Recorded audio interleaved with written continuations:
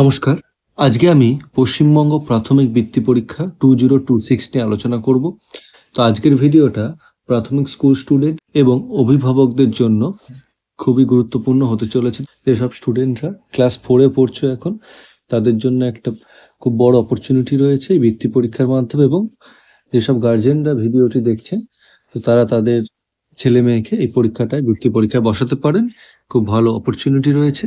আচ্ছা, আজকের ভিডিওতে থাকবে সমস্ত ডিটেলস, এই এক্সামের সম্পূর্ণ তথ্য থাকবে, কিভাবে স্টুডেন্টরা অ্যাপ্লাই করবে এবং এর অ্যাপ্লিকেশন ফি কত, অ্যাপ্লিকেশন প্রসিডিওর কি, সিলেবাস কি, কোশ্চেন প্যাটার্ন কি থাকছে, এক্সাম প্যাটার্ন কি থাকছে, এক্সাম কবে হবে, কত নম্বরের এক্সাম হবে এবং কিভাবে প্রিপারেশন নেবেন এবং আপনাদের স্টুডেন্টদের কিভাবে আপনারা তৈরি করবেন, সমস্ত তথ্য থাকবে আজকের ভিডিওতে। তো আপনারা স্কিপ না করে সম্পূর্ণ ভিডিওটি দেখতে থাকুন। ভিডিওটি ইনফরমেটিভ মনে হলে ভিডিও শেষে একটু লাইক করে দেবেন এবং পারলে চ্যানেলটি সাবস্ক্রাইব করে দিন। তাহলে যখনই আমি পরবর্তীকালে এই ধরনের কোনো ভিডিওর আপডেট নিয়ে আসবো, তার আপডেট আপনারা সবার আগে পেয়ে যাবেন। তো চলুন আজকের ভিডিওটা শুরু করা যাক। তো এই পরীক্ষাটা যেটা হচ্ছে, বললাম যে প্রাথমিক বৃত্তি পরীক্ষা 2026, এটা প্রাথমিক শিক্ষা উন্নয়ন পর্ষদ পশ্চিমবঙ্গ, যেটা PDBWB দ্বারা কন্ডাক্ট করা হয়। যদিও একটা বেসরকারি সংস্থা এই এক্সামটা কন্ডাক্ট করে, কিন্তু ওয়েস্ট বেঙ্গল বোর্ডে যে সমস্ত স্টুডেন্টরা যারা ক্লাস 4 এ পড়ছো তারা এই পরীক্ষাটার জন্য এলিজেবল। এটা 1992 থেকে এটা হয়ে চলেছে প্রত্যেক বছর।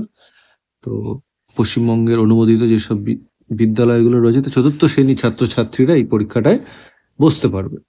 তো পরীক্ষাটার ফর্ম ফিল আপ চলছে। পরীক্ষার ফর্ম ফিল আপ চলবে 15 জুলাই পর্যন্ত। 15 জুলাই হচ্ছে আবেদনের শেষ তারিখ।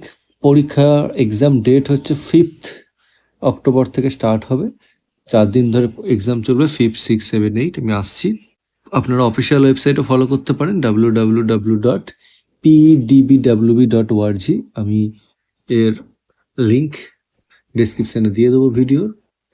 তো এর আবেদন কিন্তু আপনাদের অনলাইনে করা যাবে না, এটা স্কুলের থ্রু দিয়ে করতে হবে। স্কুলে আপনারা প্রধান শিক্ষক বা অন্যান্য শিক্ষক শিক্ষিকার সাথে যোগাযোগ করতে পারেন। অফলাইনে আবেদন করতে হবে। বিদ্যালয় থেকে শিক্ষকরা তথ্য সংগ্রহ করে পর্ষদের কাছে জমা দেবে কারা কারা এটার জন্য অ্যাপ্লাই করছে।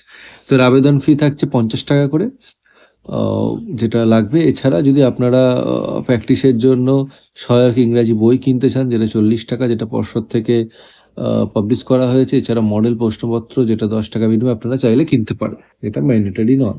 পরীক্ষা টোটাল হবে 2.5 ঘন্টার এক্সাম হবে। সকাল 7:15 থেকে 9:45 পর্যন্ত এক্সাম হবে। প্রতিটি বিষয়ে অর্থাৎ 2.5 ঘন্টা করে পরীক্ষা হবে এবং এক্সাম টাইমে স্টুডেন্টকে গিয়ে কিন্তু পরীক্ষা দিতে হবে। আচ্ছা, টোটাল 400 নম্বরের পরীক্ষা হবে। বাংলা 100, গণিত 100, পরিবেশ বিজ্ঞান 100, ইংরেজি 100। টোটাল 100 করে 4টে সাবজেক্ট, টোটাল 400 নম্বর এক্সাম হবে এবং 2.5 ঘন্টা করে টোটাল 4 দিনে এক্সাম হবে। তো পাঠ্য বই যেটা ক্লাস 4 এ রয়েছে সেটা ফলো করতে পারে স্টুডেন্টরা। যেমন বাংলার ক্ষেত্রে পাতাবাহার যে বইটা রয়েছে, পাঠ্য বইয়ের সমস্ত গদ্য পদ্য এগুলো ফলো করতে হবে। পাঠ্য ভিত্তিক প্রশ্নোত্তরের সঠিক অনুশীলন করতে হবে। ব্যাকরণ, রচনা এগুলো করতে হবে। সমার্থক শব্দ, বিপরীত শব্দ, বাক্য রচনা, অনুচ্ছেদ লিখন এগুলো থাকছে সিলেবাসের মধ্যে। গণিতে থাকছে পাটিগণিত, আমার গণিত বই থেকে যোগ বিয়োগ গুণ ভাগ থাকছে, সাধারণ দশমিক ভগ্নাংশ, পরিমাপ ও জ্যামিতি থাকছে, বাস্তব সমস্যা, জ্যামিতিক ধারণা, সময় দূরত্বে সাধারণ সমস্যা, জ্যামিতি, কোণ, ত্রিভুজ, চতুর্ভুজ এগুলো থাকছে।